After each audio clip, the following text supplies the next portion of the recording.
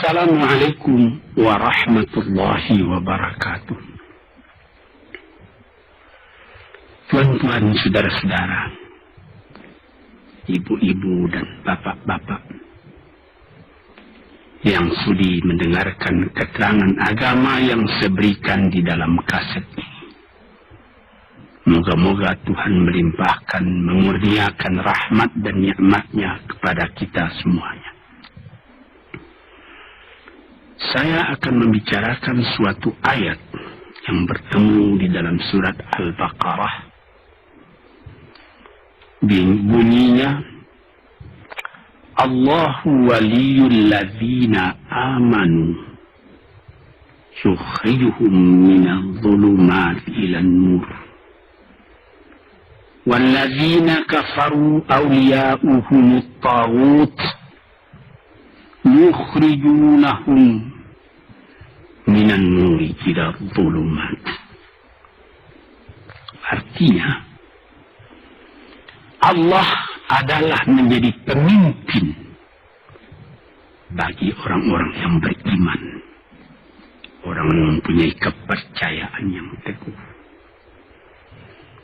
Dan Allah, apabila orang itu telah betul-betul menganggap Allah menjadi pemimpinnya, Allah pun menjamin mengeluarkannya daripada gelap gulita kepada terang benderang. Gelap gulita kebodohan kepada kecerdasan. Gelap gulita kehidupan tak tentu arah kepada tujuan yang sejati. Sebaliknya, orang yang kafir yang tidak percaya kepada Allah,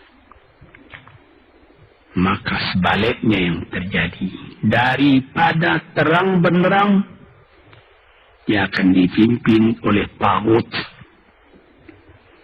oleh kekuasaan-kekuasaan yang bukan bersandar kepada Allah. Yang demikianlah yang akan mengeluarkannya daripada terang benderang kembali ke dalam gelap gulita.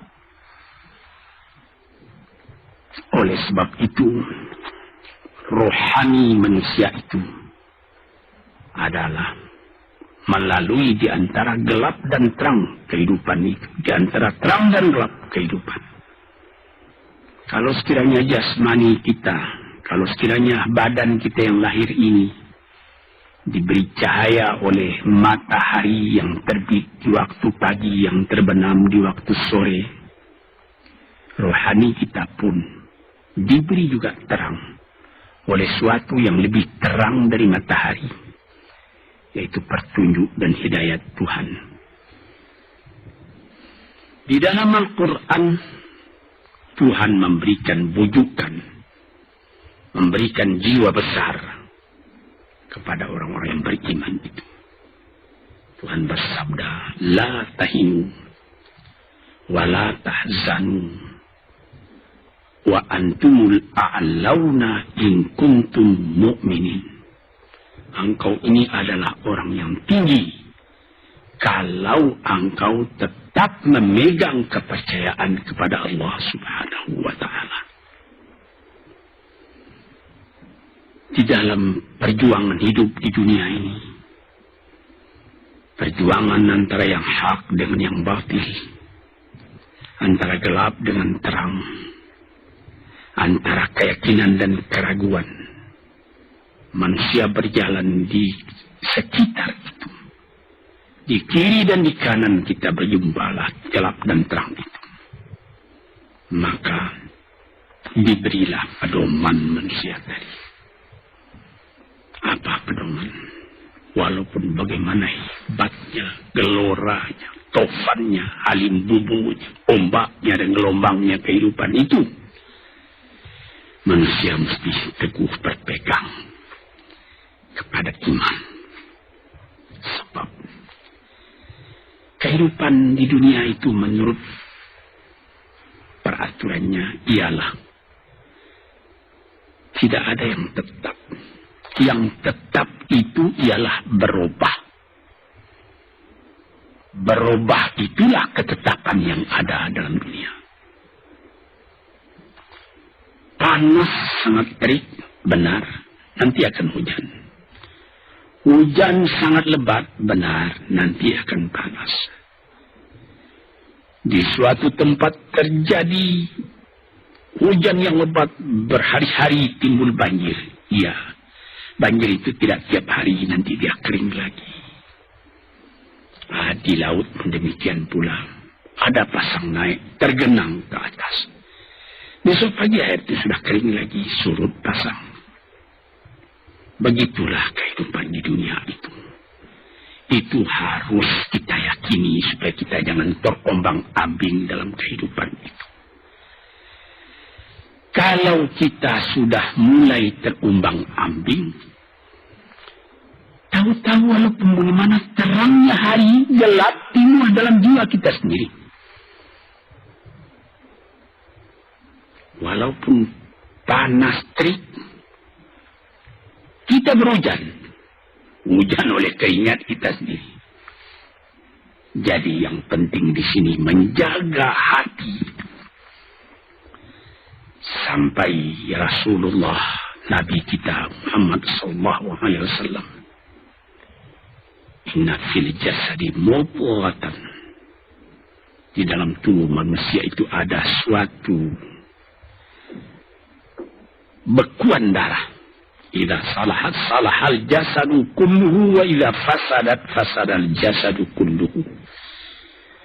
Kalau ini segumpal daging baik, seluruh badan jadi baik. Kalau dia rusak, seluruh badan jadi rusak. Apakah itu?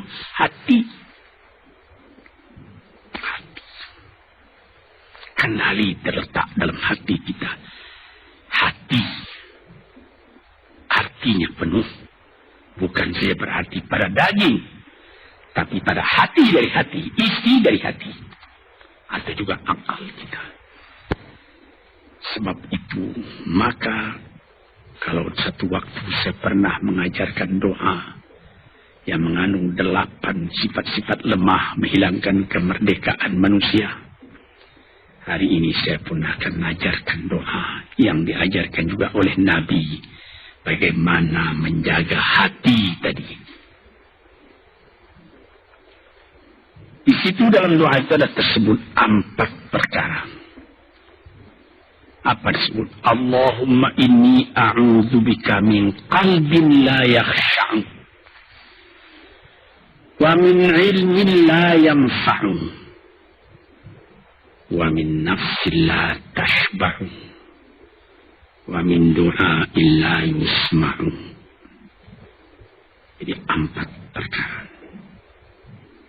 Yang pertama, Allahumma inni a'udzubika min qalbin la yakhsha.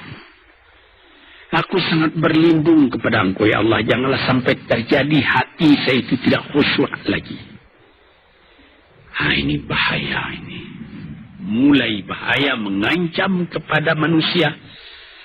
Kalau hatinya tidak khusyuk lagi, hati khusyuk yaitu hati itu tentu jelas tujuannya kepada Allah.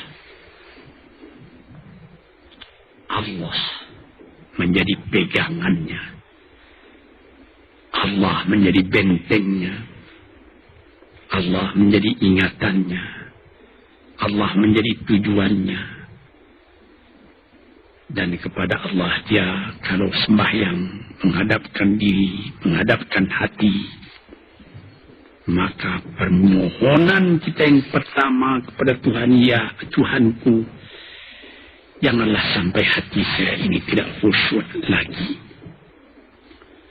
Sebagai orang Islam, kita sembahyang 5 waktu. Di dalam Al-Quran dikatakan sembahyang itu ialah khusyuk, terpadu ingatan kepada Tuhan.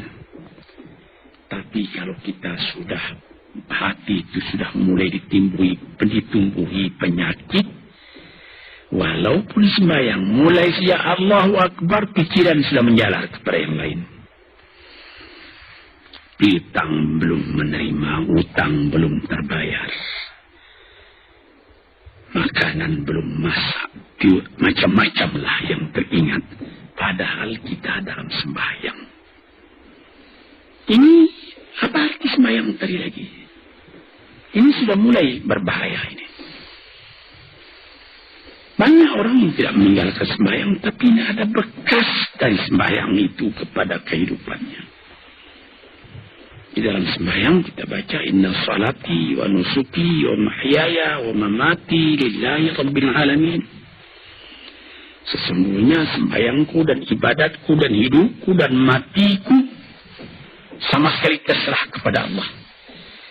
Ini dirasakan dalam hati, bukan cuma disebut di dalam mulut. Sebagaimana dikatakan, bukan jadi lip service sebagai seput tangan pengosok-gosok mulut, bukan begitu. Yang dari hati. Kalau sudah dari hati yang khusyuk, ini berbekas kepada kehidupan. Aku tak takut menghadapi segala keadaan dalam hidup. Sebab hatiku bertali dengan Tuhan. Dari Tuhan aku datang, kepada Tuhan aku akan kembali. Ini namanya hati yang khusyuk. Tapi kalau sekiranya bacaan tetap fasih, tapi tidak ada lagi dari hati, melainkan rutin saja. Bayang, waktu sehari semalam, tapi tidak merubah kepada perangai, tandanya sembahyang tadi tidak khusyuk. Ini yang pertama kita minta kepada Tuhan. Janganlah sampai kita mempunyai hati yang tidak khusyuk, hati yang tidak teringat kepada Allah. Kalau hati tidak ingat lagi kepada Allah, maka segala pekerjaan yang terlarang sudah ringan saja kita mengerjakan. Menipu, berdusta, membujuk orang lain mengerjakan perbuatan yang salah, mencela, memaki, itu karena tidak ingat kepada Allah, cuma ingat kepada diri sendiri saja. Ini yang pertama. Yang kedua dikatakan, wa min ilmin la yanfa'. Dan aku berlindung kepada Engkau ya Allah daripada ilmu yang tidak memberi manfaat. Padahal disebutkan oleh ahli-ahli, ilmu yang memberi manfaat itu membawa manusia kepada iman. Al-ilmu yad'u ilal iman. Ilmu itu membawa manusia kepada iman. Sekarang sudah ilmu banyak, tapi tidak membawa kepada iman, melainkan membawa kepada celaka. Sudah maju kepandaian orang, ilmu, pengetahuan orang, teknologi orang, sains orang, knowledge orang, dan segala macamnya. Tapi tidak ada manfaatnya kepada manusia. Cuma bahaya karena ilmu tadi yang datang kepada manusia. Sebagaimana ilmu manusia di abad ke-20 yang sangat penting, yaitu tentang tenaga atom.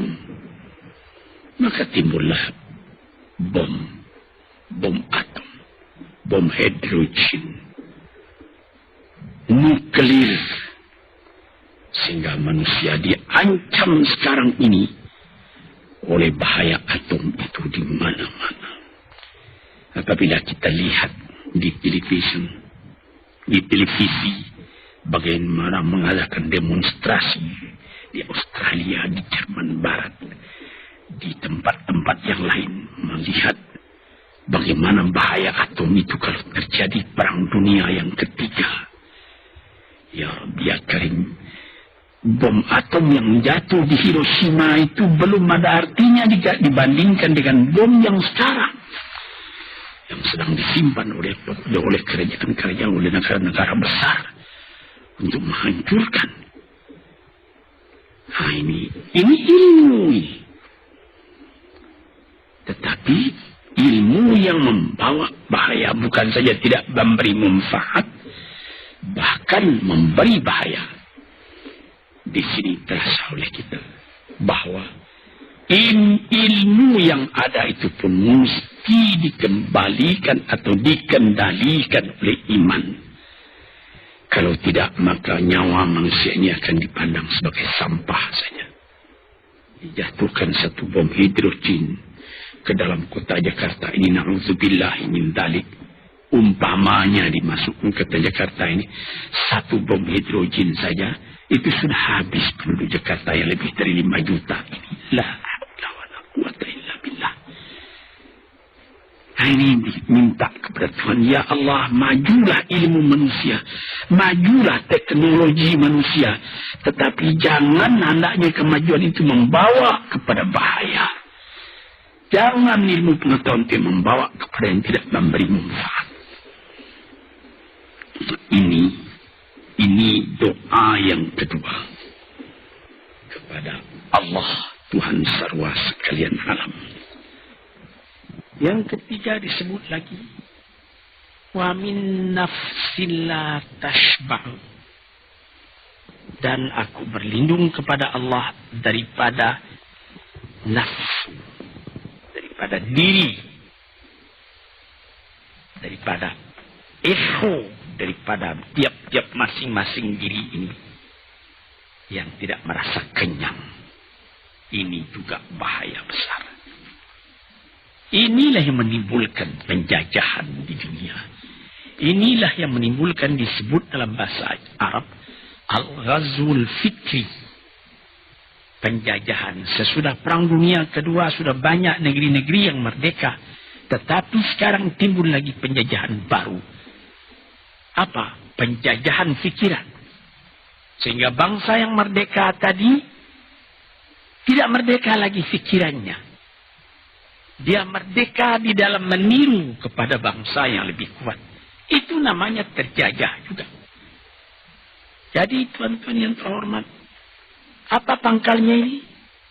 Daripada nafsu serakah manusia. Nafsu serakah manusia sebagaimana tersebut di dalam hadis. Lau kana libni adama wadiyani min zahabin labtagha salisan. Wa ma yamla'u jawfubni adama illa turab. Kalau manusia itu mendapat suatu lembah yang penuh dengan kekayaan emas, suatu lembah, dia ingin supaya mendapat satu lembah lagi yang penuh juga dengan emas. Dapat 2 lembah, dia minta 3 lembah lagi yang penuh dengan iman. Nafsu manusia tidak pernah kenyang. Padahal akhirnya kalau dia sudah menutup mata, tidak ada yang akan memenuhi perutnya melainkan tanah. Saya teringat akan cerita yang disampaikan oleh Graf Leo Tolstoy, pujangga Rusia yang terkenal. Bahwa orang yang tidak mempunyai nafsu yang kenyang itu, pada suatu hari katanya, ada satu orang kaya mempunyai tanah yang luas. Dia mengatakan kepada orang, boleh tuan-tuan mengambil tanah kepunyaan saya ini, berapa tuan suka, berapa tuan mau. Syaratnya cuma begini, sepanjang yang tuan berjalan dari timur ke barat, lantas sebelum matahari terbenam, tuan sampai kembali ke tempat tuan melangkah pertama tadi. Berapa saja tuan suka, boleh ambil tanah ini. Maka datanglah si tamak tadi. Tuan yang punya asli tanah tadi mengatakan, bawalah bakal, jangan lapar di jalan nanti. Baik, dibawanya nasi sebungkus, dia berjalan, jalan. Hari pukul 7 pagi. Kalau diambil kekuatan, hendaknya pukul 10 dia sudah makan. Melangkah lagi beberapa ratus meter atau sekian, nanti boleh kekuatan buat kembali. Sehingga sebelum matahari terbenam, dia sudah sampai ke tempat dia menuju bermula. Tetapi ini orang bernafsu betul, dia minta supaya banyak tanah yang dapat didapatnya. Dibawanya nasi sebungkus, tapi dia tidak jalan di tengah jalan, tak berhenti, kan nanti berapa meter itu nanti kalau saya berhenti, tanah yang kurang buat saya. Dia terus berjalan. Dia tidak ingat bahwa kekuatan masa pergi yang lebih cepat dengan kekuatan masa pulang yang lambat itu dia tidak taksir. Dia berjalan saja cepat-cepat. Sudah pukul 1 hari, sudah jauh perjalanan. Lantas nanti kembali. Nah, kelemahan badan, kondisi dan suatu situasi tidak sama lagi. Tidak secepat dia pergi dahulu lagi dia pulang kembali. Maka bukan pukul 7 dia sampai. Atau pukul 5 sore tadi dia sampai ke tempat dia berjalan bermula. Karena dia jalannya sudah lunglai. Kaki sudah penat, badan sudah letih. Kira-kira baru pukul 2 dia tidak dapat berjalan lagi karena sudah lapar. Dia coba makan sedikit pun tidak bisa lagi seenak makan yang tadi. Habis makan pun dia berjalan lagi. Pukul 3 dia terhenti. Jauh lagi baru sampai tempat yang pertama. Menurut syarat yang diberikan oleh mempunyai tanah yang pertama, kalau engkau tidak sampai ke tempatmu yang pertama tadi sorenya, tanah ini tidak engkau dapat lagi semua. Memang tidak sampai dia. Pukul 4 dia sudah berhenti berjalan, tidak kuat lagi. Mata sudah gelap. Akhirnya karena terlalu capai, terlalu penat, mati dia di tengah jalan. Berapa dia dapat tanah tadi lagi? Cuma sepanjang badannya untuk kuburannya, yang lain tinggal semua. Ini satu misal yang dibawakan oleh Ralph Leo Tolstoy, yang sesuai dengan hadis Nabi tadi. Nafsul la tashbah. Diri manusia yang tidak pernah merasa kenyang. Kita berkehendak tidak berbatas. Tapi tenaga kita sendiri berbatas. Ini kali tidak difikirkan oleh manusia. Dia punya angan-angan. Dia punya macam teori yang dikeluarkan. Dia lupa bahwa nanti tenaganya itu akan terbatas karena sakit, karena lapar, karena tua. Sebagaimana pepatah dari nenek moyang kita, tanda-tanda dikirimkan lebih dulu bahwa kita tidak akan lama lagi di sini. Apa? Rambut,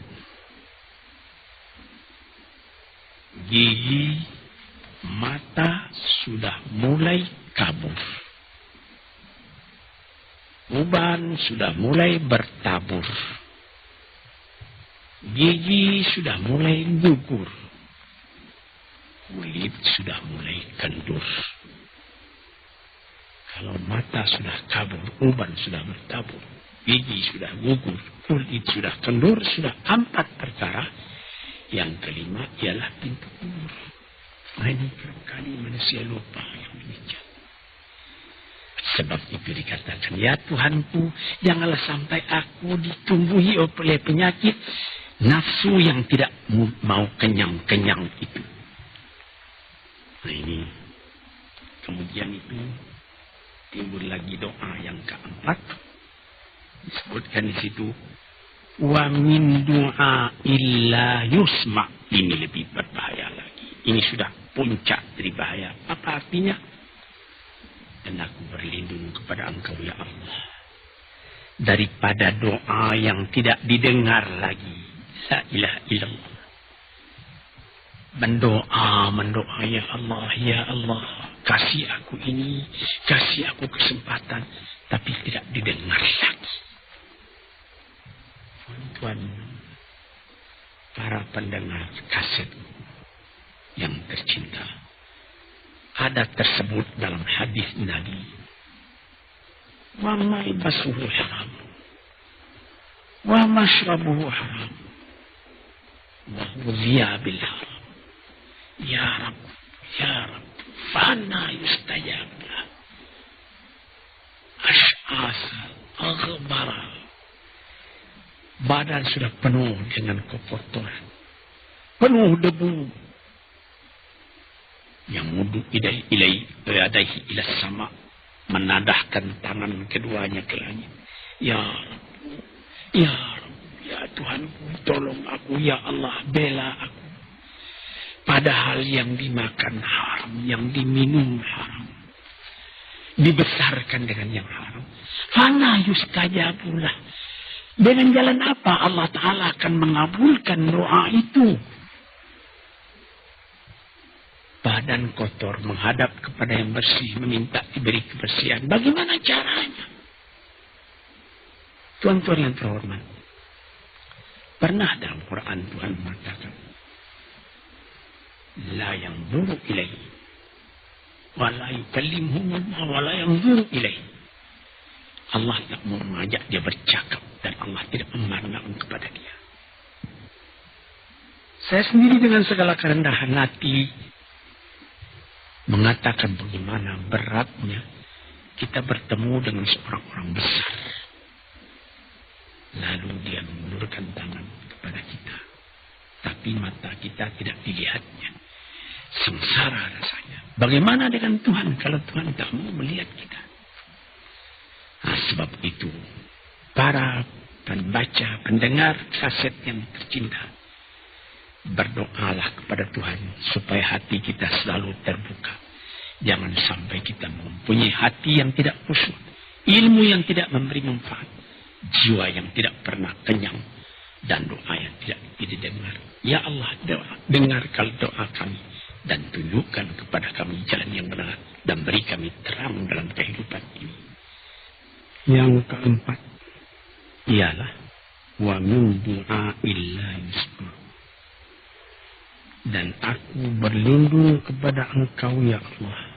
Jangan sampai doaku tidak terdengar, tidak didengar oleh Tuhan. Sebagaimana kita tahu, doa itu adalah mukhul ibadat. Tulang sum-sum daripada ibadat kita sendiri kepada Tuhan. Segala perbuatan kita patrikan dengan doa, dengan harapan mudah-mudahan diizinkan oleh Allah. Disampaikan maksud kita, macam-macam yang kita minta kepada Tuhan. Tapi kalau doa itu sudah tak diperdulikan lagi oleh Tuhan, apa celaka kita? Apa daya kita? Apa upaya kita? Di sini kita melihat apa sebab maka doa tidak didengar oleh Tuhan, tidak diperkenankan oleh Tuhan.